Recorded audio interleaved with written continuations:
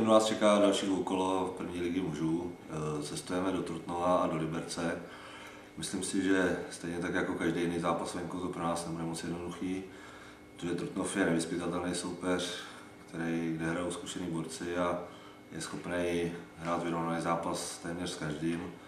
A o kvalitách Liberce určitě svědčí to, že nás dokázali v prvním zápase v Ústí porazit. Já bych byl hrozně rád, kdyby se nám podařilo navázat na docela dobrý výkon v Chomutově a předtím i na Sokole Pražském a doufám, že předvedeme dobrý výkony a přivezeme aspoň jedno vítězství.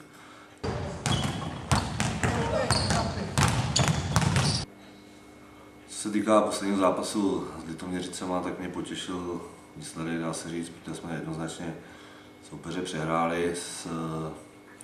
S tou hrou naší už jsem tak spokojený nebyl, protože chvílema si myslím, že se na to nedalo ani moc koukat. To, co jsem slyšel názory od lidí, tak to bylo docela hrozný a stálo je to spoustu sil, aby na tom utkání vydrželi.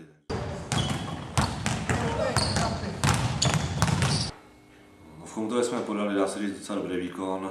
Jak už jsem říkal předtím, tak si nejsem tak jistý, jak to bylo s Chomutovem, jestli my jsme hráli tak dobře nebo oni hráli tak špatně. Takže já tu víru nějak nepřeceňuju, ale cením si toho, že jsme podali dobrý výkon, že si zahráli všichni hráči a že jsme dokázali celkem s přehledem vyhrát. Doufám, že na tohle utkání o nadcházející víkendu navážeme. Co se týče zdravotního stavu, tak víceméně to tak nějak se prolíná celým týmem. Někteří hráči mají problémy s nějakýma svalovými zraněníma. Tomáš Holešovský se pokouší po operaci tu nohu rozejbat, takže se k nám připojil. Jinak vždycky na tréninku 1, 2, 3 hráči chybí, protože jsou nastydlí. Zatím si myslím, že kromě Lukáše Maříka se nikoho nějak chřipková epidemie přímo nedotkla, že by měl chřipku.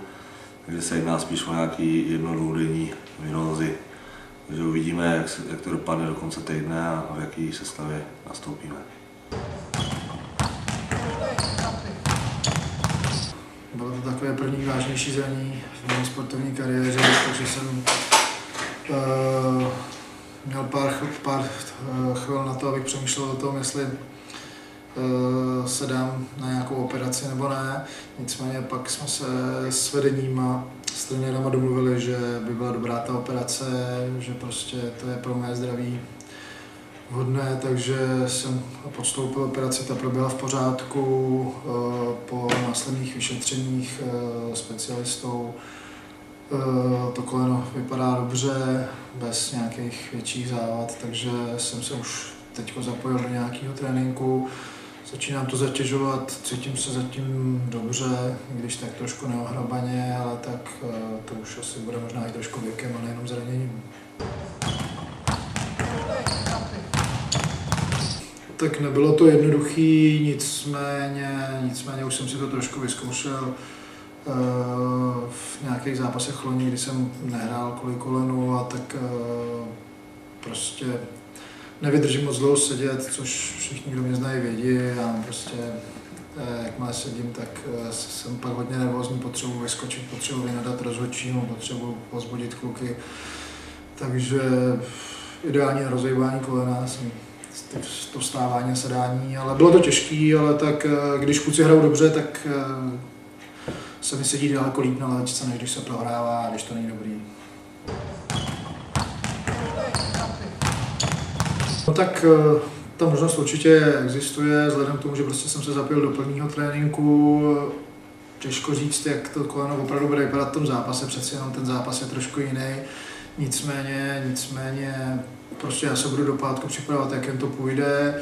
V sobotu nastoupím do autobusu, vlíknu si dres a prostě půjdu do zápasu.